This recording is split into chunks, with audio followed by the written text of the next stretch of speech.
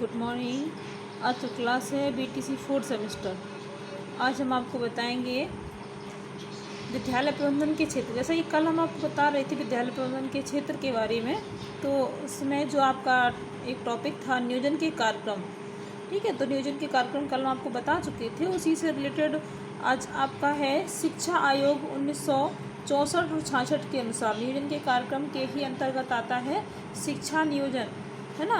नियोजन के शिक्षा आयोग 1964 टू 66 के अनुसार शिक्षा आयोग के मतानुसार नियोजन को दो भागों में विभाजित किया गया है। मतलब शिक्षा आयोग के अनुसार जो नियोजन है, प्लानिंग है, उसके दो भागों में वर्गीकृत किया है। पहला है आपका नियोजन राष्ट्रीय स्तर पर, दूसरा है राज्य स्तर पर। राष्ट्रीय का मतलब इंटरनेशनल स्तर पर, इंटरनेशनल स्टेट पर, ठीक है, और राज्य का मतलब होता है स्टेट स्तर पर, ठीक है। तो इसमें दो तरीके की प्लानिंग की जाती है आपके विद्यालय प्रबंधन के अंतर्गत। नियोजन कार्यक्रम में कोई कार्यक्रम है तो आपके राष्ट्रीय स्तर का मतलब पूरे देश में होगा, ठीक है, और राज्य स्तर पर ये एक स्टेट में होगा, जैसे अपना उत्तर प्रदेश, मध्य प्रदेश, ठीक है, उड़ीसा, छत्तीसगढ़, ये सब क्या है, स्टेट है हमारे भारत के। तो ये स्टेट के अंतर्गत प्लानिंग जो भी शिक्षा के अनुसार का प्लानिंग की जाएगी वो इस राज्य स्तर पर होती है, ठीक है। अब बात करते हैं इस प्रकार के नियोजन में स्थानीय समस्याओं तथा आवश्यकताओं को ध्यान में नहीं रखा जाता है। यानी इस प्रकार की जो नियोजन है इनमें स्थानीय समस्याओं तथा आवश्यकताओं को ध्यान में नहीं रखा जाता है, क्योंकि ये बड़े स्तर पर नियोजन होती है, ठीक है, क्योंकि ये बड़े स्तर के नियोजन कार्यक्रम होते हैं। तो इनमें छोटी छोटी स्थानीय समस्याओं और आवश्यकताओं को ध्यान में रखकर कार्य नहीं किया जाता है, ठीक है। अब बात करते हैं केंद्रीय विद्यालय तथा राज्य स्तरीय विद्यालय के प्रबंधक का प्रारूप एक सा ही होता है। मतलब केंद्रीय विद्यालय, सेंट्रल गवर्नमेंट जो विद्यालय होते हैं के प्रबंधक का प्रारूप एक सा ही होता है, ठीक है।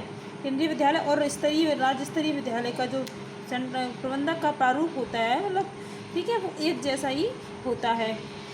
अब नेक्स्ट टॉपिक की ओर बात करते हैं कार्यक्रमों की व्यवस्था करना, यानी वर्क इन प्रोग्रेसेस, ठीक है।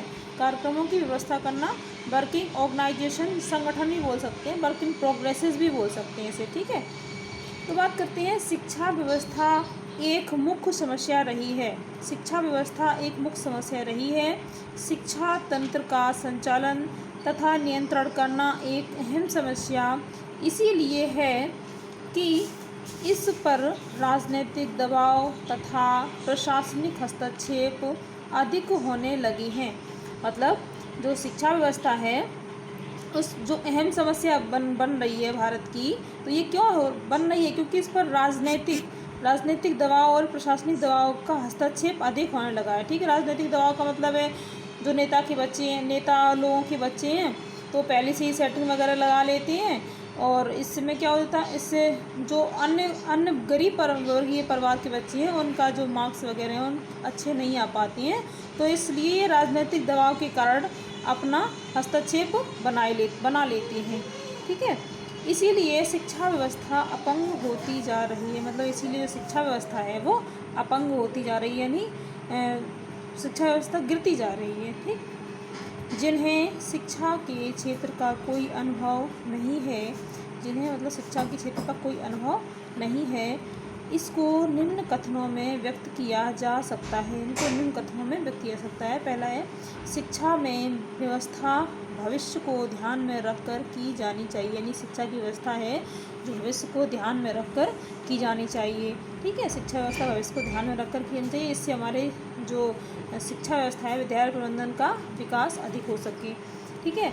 अब बात करते हैं कार्यों के संपादन का समन्वय भी होना चाहिए, यानी जो कार्य हैं उनके संपादन का समन्वय भी स्पष्ट रूप से होना चाहिए, जिससे विद्यालय प्रबंधन का विकास संभव हो। अगला है शिक्षण कार्य क्रियाशील हो, यानी शिक्षण कार्य एजुकेशनल कार्य जो है वर्किंग प्रोग्रेसेस, है ना। शिक्षण कार्य क्रियाशील होंगे तो हमारे जो विद्यालय प्रबंधन का विकास अधिक होगा, ठीक है। उनके कार्यक्रमों की व्यवस्था भी अच्छी होगी।